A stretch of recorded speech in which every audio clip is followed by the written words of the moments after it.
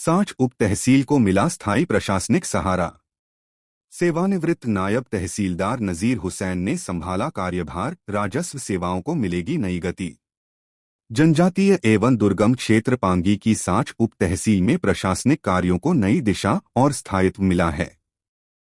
हाल ही में सरकार द्वारा प्रतिनियुक्ति पर भेजे गए सेवानिवृत्त नायब तहसीलदार नजीर हुसैन ने साँच उप तहसील में विधिवत रूप से कार्यभार संभाल लिया है।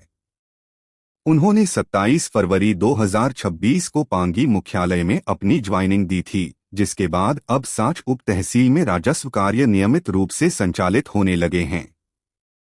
वर्ष 2022 में परागपुर से नायब तहसीलदार पद से सेवानिवृत्त हुए नजीर हुसैन का प्रशासनिक अनुभव लंबे समय का रहा है। पुनः सेवा में लौटते हुए उन्होंने स्पष्ट किया कि उनका मुख्य उद्देश्य क्षेत्र के लोगों को बेहतर, पारदर्शी और समयबद्ध राजस्व सेवाएं प्रदान करना है, ताकि आम नागरिकों को अपने छोटे बड़े कार्यों के लिए अनावश्यक भटकना न पड़े। हाल ही में हुआ था उप तहसील का गठन। नजीर हुसैन ने जानकारी देते हुए बताया कि 12 नवंबर 2025 को हिमाचल सरकार द्वारा साँच उप तहसील का विधिवत गठन किया गया था। इस निर्णय से साँच क्षेत्र के हजारों लोगों को बड़ी राहत मिली थी, क्योंकि इससे पहले उन्हें राजस्व संबंधी कार्यों के लिए पांगी मुख्यालय या अन्य स्थानों तक लंबी दूरी तय करनी पड़ती थी। हालांकि गठन के बाद भी स्टाफ की कमी के कारण उप तहसील में सप्ताह में केवल 2 दिन ही कार्य सुनिश्चित किया जा रहा था। सीमित संसाधनों के चलते राजस्व अभिलेखों का संधारण, इंतकाल, नामांतरण प्रमाण पत्र जारी करना, आय जाति निवास प्रमाण पत्र, भूमि विवादों की सुनवाई जैसे महत्वपूर्ण कार्य प्रभावित हो रहे थे।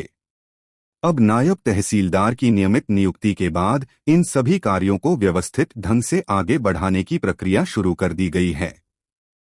स्टाफ और बुनियादी ढांचे की कमी। कार्यभार संभालने के बाद नजीर हुसैन ने स्वीकार किया कि उप तहसील में अभी भी कर्मचारियों की कमी एक बड़ी चुनौती बनी हुई है। राजस्व विभाग के सुचारू संचालन के लिए आवश्यक लिपिकीय स्टाफ, कानूनगो, पटवारी तथा अन्य सहयोगी कर्मचारियों की तैनाती जरूरी है। इसके अतिरिक्त कार्यालय में आवश्यक फर्नीचर, रिकॉर्ड रखने के लिए अलमारियां, बैठने की व्यवस्था और अन्य आधारभूत सुविधाओं का भी अभाव है। उन्होंने कहा कि इन कमियों को दूर करने के लिए शीघ्र ही उच्च अधिकारियों तथा आवासीय आयुक्त से चर्चा की जाएगी, ताकि आवश्यक संसाधनों की उपलब्धता सुनिश्चित की जा सके। आवासीय सुविधा भी बड़ी समस्या।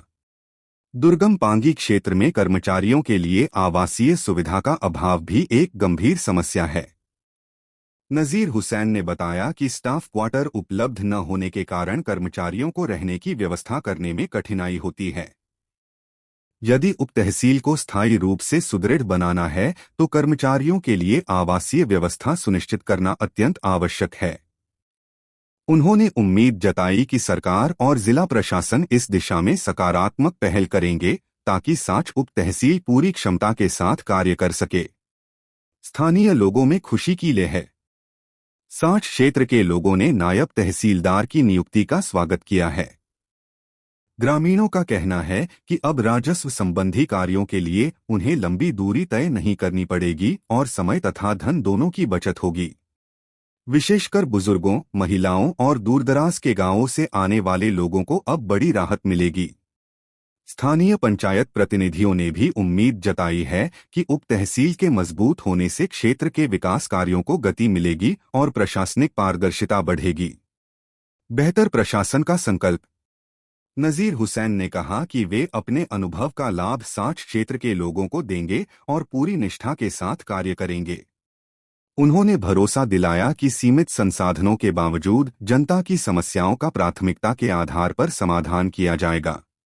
उन्होंने यह भी कहा कि प्रशासन और जनता के बीच समन्वय स्थापित कर एक सकारात्मक कार्य संस्कृति विकसित की जाएगी, जिससे साँच उप तहसील आने वाले समय में एक सशक्त प्रशासनिक इकाई के रूप में स्थापित हो सके। पांगी न्यूज़ 24 की खबर। मैं नाजिर हुसैन, नायब तहसीलदार रिटायर्ड, आज साँच सब तहसील में जो पांगी में है उसको मैंने 27 तारीख को ज्वाइन किया था और आज मैंने पेशियाँ रखी हुई हैं। मैं अपने कार्य को अच्छे तरीके से करने की कोशिश करूँगा, लोगों की सहायता करूँगा और जो भी कार्य है उसको अच्छे तरीके से करने की कोशिश करूँगा।